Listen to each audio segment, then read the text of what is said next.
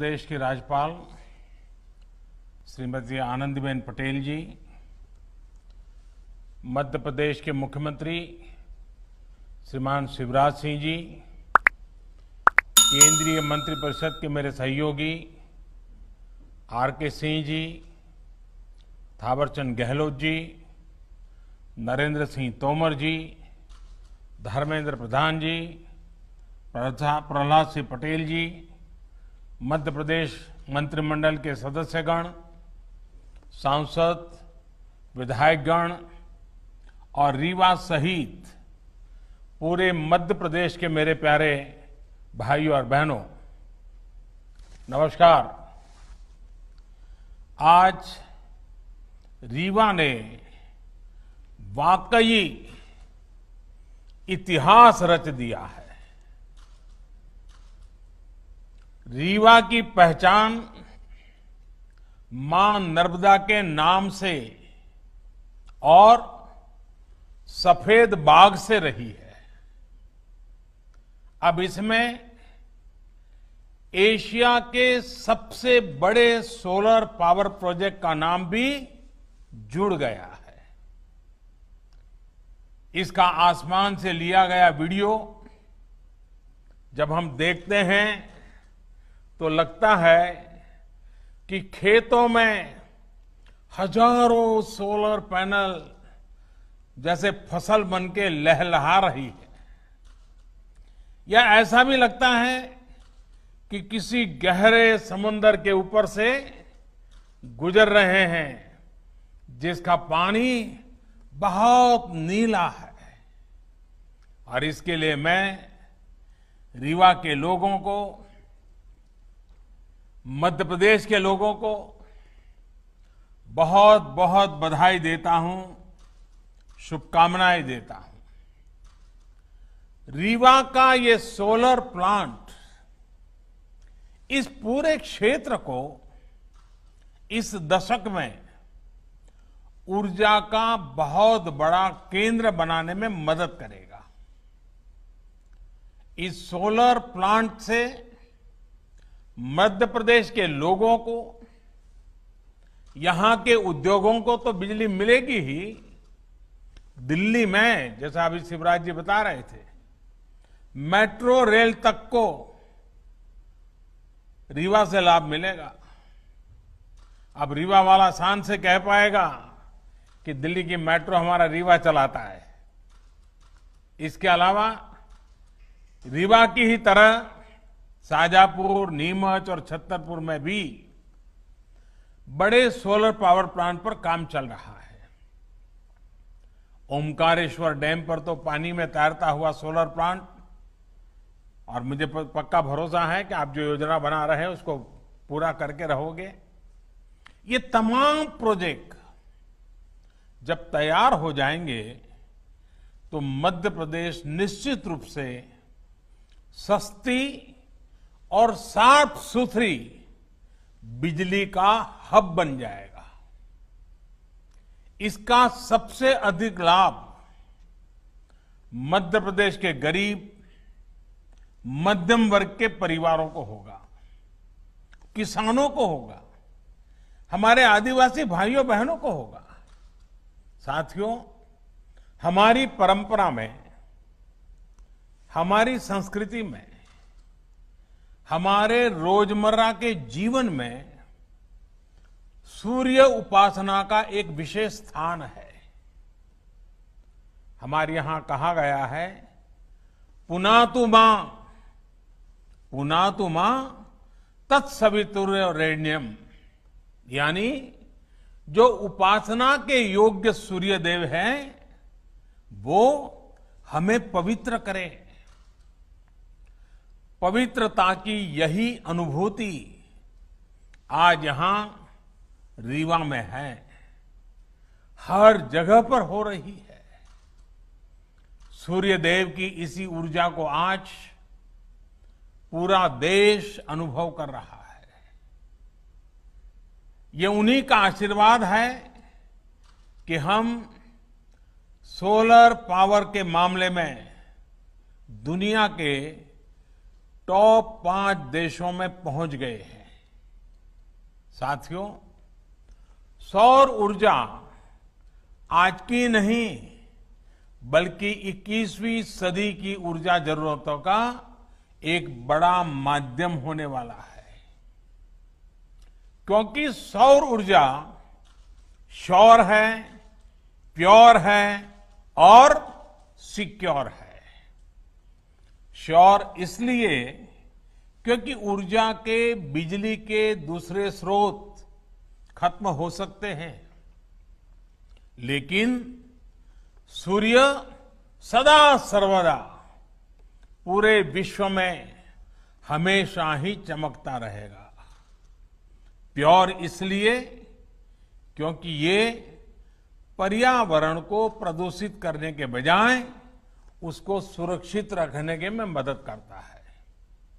और जैसे श्योर है, प्योर है, सिक्योर इसलिए क्योंकि आत्मनिर्भरता का एक बहुत बड़ा प्रतीक है, बहुत बड़ी प्रेरणा है। ये हमारी ऊर्जा जरूरतों को भी सुरक्षित करता है। जैसे जैसे भारत विकास के नए शिखर की तरफ बढ़ रहा है, हमारी आशाएं, आकांक्षाएं भी बढ़ रही है और वैसे वैसे हमारी ऊर्जा की, बिजली की जरूरतें भी बढ़ रही है। ऐसे में आत्मनिर्भर भारत के लिए बिजली की आत्मनिर्भरता बहुत आवश्यक है। इसमें सौर ऊर्जा एक बहुत बड़ी भूमिका निभाने वाली है और हमारे प्रयास भारत की इसी ताकत को विस्तार देने के हैं। साथियों, जब हम आत्मनिर्भरता की बात करते हैं, प्रगति की बात करते हैं, तो इकोनॉमी उसका एक अहम पक्ष होता है। पूरी दुनिया के नीति निर्माता बरसों से दुविधा में है कि इकोनॉमी की सोचे या एनवायरनमेंट की सोचे। इसी ऊहापोह में फैसले कहीं एक पक्ष में लिए जाते हैं और कहीं दूसरे पक्ष में लिए जाते हैं। लेकिन भारत ने ये दिखाया है कि ये दोनों एक दूसरे के विरोधी नहीं है, बल्कि एक दूसरे के सहयोगी हैं। स्वच्छ भारत अभियान हो, हर परिवार को एलपीजी और पीएनजी का साफ सुथरा ईंधन से जोड़ने का अभियान हो, पूरे देश में सीएनजी आधारित वाहन व्यवस्था, इसके लिए बड़ा नेटवर्क बनाने का काम हो, देश में बिजली आधारित परिवहन के लिए नए नए रिसर्च होने वाले हैं, कुछ प्रयास होने वाले हैं। ऐसे अनेक प्रयास देश में सामान्य मानवीय के जीवन को बेहतर और एनवायरमेंट फ्रेंडली बनाने के लिए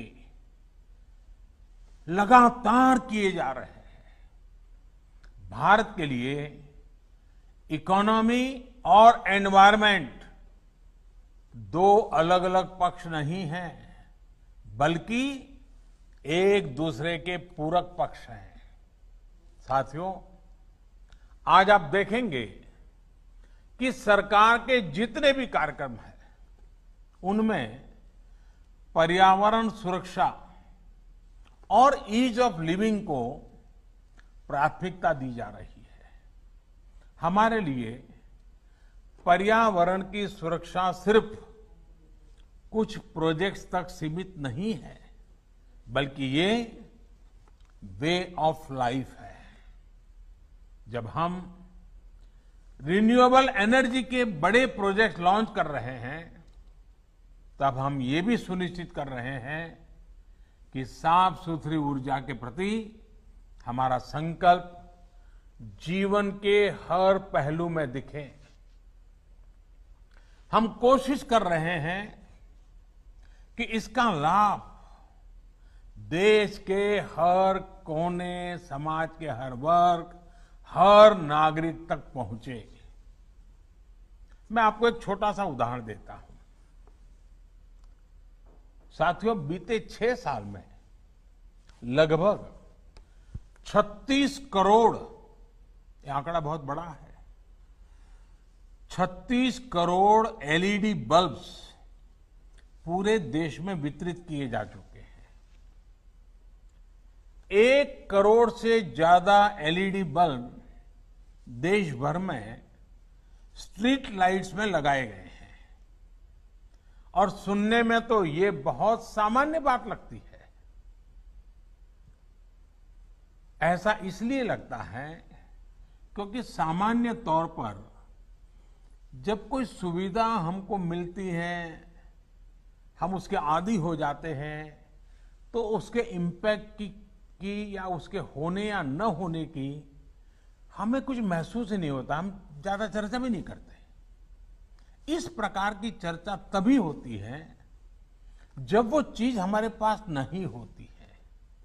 साथियों, ये छोटा सा दुधिया एलईडी बल्ब जब नहीं था तो इसकी जरूरत अनुभव होती थी, लेकिन उस समय कीमत पहुंच से बाहर थी, बिकता भी नहीं था, लोग खरीदते भी नहीं थे, बनाने वाले भी आगे नहीं आते थे। तो 6 साल में क्या हुआ, कौन सा बदलाव आया? एलईडी बल्ब की कीमत उस समय जो थी उससे आज 10 गुना घट गई है। यानी अगर उस समय 400 रुपया थी तो आज 40 रुपया हो गई, अगर 300 थी तो 30 रुपया हो गई।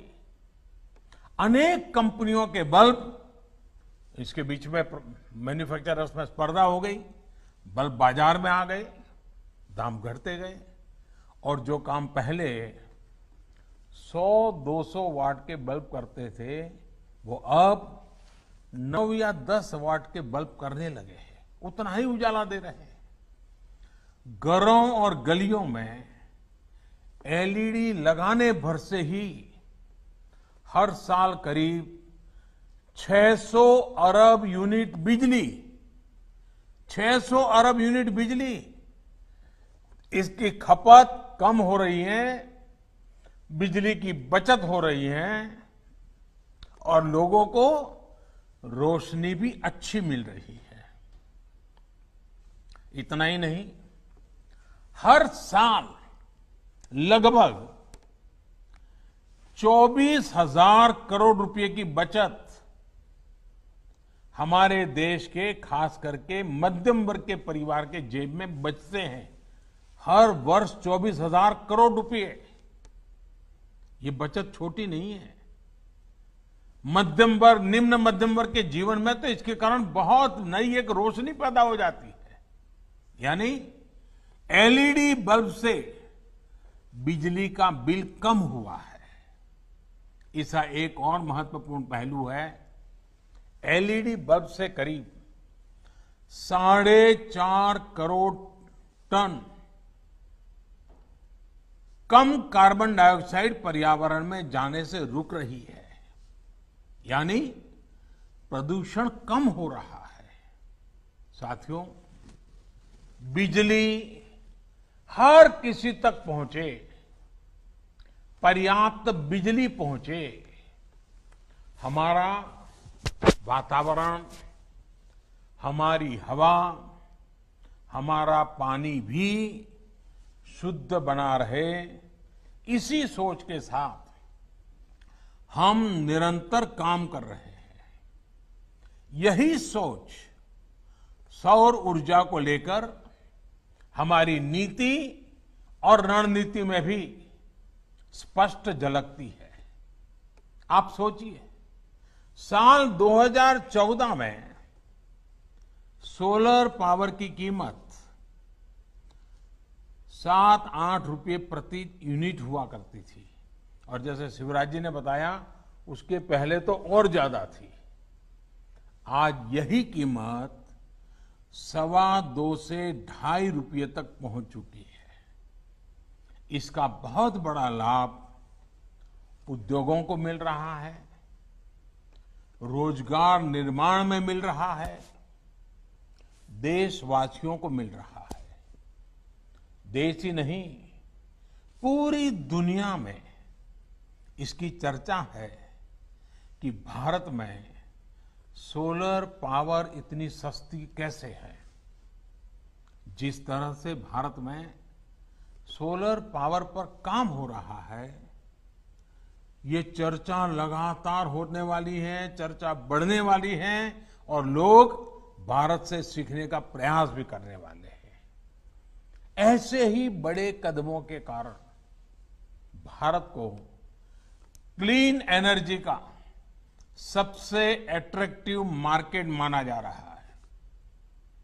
आज जब रिन्यूएबल एनर्जी की तरफ ट्रांजिशन को लेकर दुनिया में चर्चा होती है, तो इसमें भारत को मॉडल के रूप में देखा जाता है।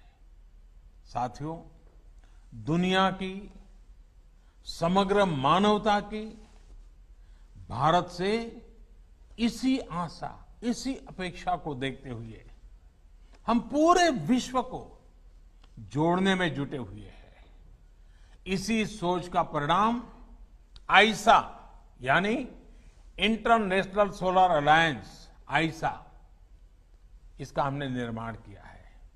वन वर्ल्ड, वन सन, वन ग्रिड के पीछे की यही भावना है।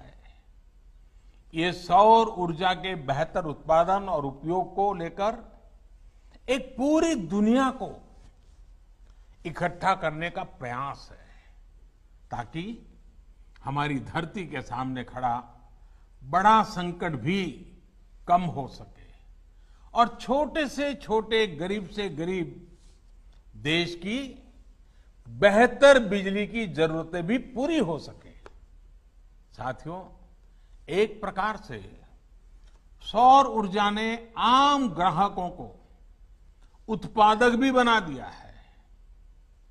पूरी तरह से बिजली के बटन पर कंट्रोल सामान्य नागरिक को दे दिया है। बिजली पैदा करने वाले बाकी माध्यमों में सामान्य जन की भागीदारी ना के बराबर रहती है, लेकिन सौर ऊर्जा में तो चाहे घर की छत हो, दफ्तर या कारखाने की छत हो, कहीं पर भी थोड़ा स्पेस हो, इसमें सामान्य जन की अपनी आवश्यकता की बिजली पैदा वो कर सकता है। और इसके लिए सरकार व्यापक प्रोत्साहन भी दे रही है, मदद भी कर रही है। बिजली उत्पादन में आत्मनिर्भरता के इस अभियान में अब हमारा किसान, हमारा अन्नदाता भी जुड़ रहा है। अन्नदाता ऊर्जादाता भी बन सकता है। साथियों, हमारा किसान आज इतना सक्षम है, इतना संसाधन संपन्न है कि आज वो एक नहीं, दो तरह के प्लांट से देश की मदद कर रहा है। एक प्लांट तो वो है जिनसे पारंपरिक खेती होती है और जो सदियों से करता आया है, और हम सभी को अन्न मिलता है, भोजन मिलता है। किसान हमें भूखा नहीं रहने देता है, उसके लिए वो पसीना बहाता है। लेकिन अब दूसरे तरह की भी प्लांट भी हमारे किसान के लिए अवसर बनाकर के उसके खेत में दस्तक दे रहा है, और जिससे खेत की आवश्यकता, घरों की आवश्यकता, वहां तक बिजली पहुंच भी सकती है। जो पहला प्लांट है, जो पारंपरिक खेती है, वो हमारा किसान ऐसी जमीन पर लगाता है जो उपजाऊ होती है, लेकिन ये जो दूसरा सोलर एनर्जी प्लांट है, ये ऐसी जमीन पर भी लगेगा जो जमीन उपजाऊ नहीं है, पानी नहीं है, फसल के लिहाज से वो जमीन अच्छी नहीं है। यानी कि किसान की वो जमीन जहां फसल उगाने में बहुत खर्चा हो जाता है और कोई गारंटी नहीं होती है, अगर बारिश थोड़ी ऊपर नीचे हो जाए तो सब बर्बाद हो जाता है, उस जमीन का उपयोग भी होगा, उससे भी किसान की आमदनी बढ़ सकती है। कुसुम योजना के माध्यम से आज किसानों को अतिरिक्त जमीन पर ऐसे सोलर प्लांट लगाने में मदद करने की योजना काम कर रही है। खेतों में ही जो सोलर बिजली पैदा होगी, इससे हमारे किसान अपनी जरूरतें भी पूरी कर पाएंगे और अतिरिक्त बिजली को बेच भी सकेंगे। मुझे पूरा विश्वास है कि मध्य प्रदेश के किसान साथी भी अतिरिक्त आय के इस साधन को अपनाने और भारत को पावर एक्सपोर्टर, ऊर्जा निर्यातक बनाने के इस व्यापक अभियान को जरूर सफल बनाएंगे। ये विश्वास इसलिए अधिक है क्योंकि मध्य प्रदेश के किसानों ने संकल्प को सिद्धि में बदल करके दिखाया है। आपने जो काम किया है वो हर किसी के लिए प्रेरणा का कारण बना हुआ है। जिस प्रकार आपने गेहूं उत्पादन के मामले रिकॉर्ड बनाया, दूसरों को पीछे छोड़ दिया, वो प्रशंसनीय है। कोरोना के इस मुश्किल समय में किसानों ने जो रिकॉर्ड तोड़ उत्पादन किया, मध्य प्रदेश की सरकार ने रिकॉर्ड तोड़ खरीद की, उसके लिए भी आप प्रशंसा के पात्र हैं। और इसलिए बिजली उत्पादन के मामले में भी मध्य प्रदेश के सामर्थ्य पर मुझे पूरा भरोसा है। उम्मीद है कि एक दिन ये भी खबर आएगी कि कुसुम योजना के तहत मध्य प्रदेश के किसानों ने रिकॉर्ड बिजली उत्पादन की है, बिजली पैदा की है। भाइयों और बहनों, सोलर पावर की ताकत को हम तब तक पूरी तरह से उपयोग नहीं कर पाएंगे जब तक हमारे पास देश में ही बेहतर सोलर पैनल, बेहतर बैटरी, उत्तम क्वालिटी की स्टोरेज, उसकी कैपेसिटी का निर्माण ना हो। अब इसी दिशा में तेजी से काम करना है और हम सब करके रहेंगे। आत्मनिर्भर भारत अभियान के तहत अब देश का लक्ष्य है कि सोलर पैनल सहित तमाम उपकरणों के लिए हम आयात पर अपनी निर्भरता को खत्म करें। लक्ष्य ये है कि अभी जो देश की solar PV module manufacturing capacity है, उसको भी तेजी से बढ़ाया जाए। और इसलिए घरेलू मैन्युफैक्चरिंग को बढ़ावा देने के लिए अनेक जरूरी कदम उठाए जा रहे हैं। अब जैसे कुसुम योजना के तहत लगाए जा रहे पंपों में वो सोलार पंप बनाए जा रहे हैं, घरों में लगने वाले रूफटॉप पैनल में भारत में ही बने सोलार फोटोवोल्टेक सेल्स और मॉड्यूल्स, इसको हमने जरूरी कर दिए गए हैं। इसके अलावा सरकारी विभाग और दूसरी सरकारी संस्थाएं जो भी सोलर सेल या मॉड्यूल खरीदेगी वो मेक इन इंडिया ही हो, ये तय किया गया है। यही नहीं, पावर प्लांट्स लगाने वाली कंपनियां सोलर पीवी मैन्युफैक्चरिंग भी करें, इसके लिए भी प्रोत्साहन दिया जा रहा है। मेरा आज इस सेक्टर से जुड़े उद्यमियों से, युवा साथियों से, स्टार्टअप से, एमएसएमई से यही आग्रह है कि आप इस अवसर को जाने मत दीजिए। इस अवसर का फायदा उठाइए। भाइयों और बहनों, आत्मनिर्भरता सही मायने में तभी संभव है जब हमारे भीतर आत्मविश्वास हो। आत्मविश्वास तभी आता है जब पूरा देश, पूरा सिस्टम, हर देशवासी, हम सब मिलकर के आत्मनिर्भरता की दिशा में चल पड़े। कोरोना संकट से पैदा हुई स्थितियों के बीच भारत यही काम कर रहा है। सरकार यही आत्मविश्वास जगाने में जुटी है। समाज के जिस तबके तक अक्सर सरकारें पहुंच नहीं पाती थी, आज उन तक सरकार के संसाधन और संवेदना दोनों पहुंच रही है। अब जैसे प्रधानमंत्री गरीब कल्याण योजना को ही लीजिए।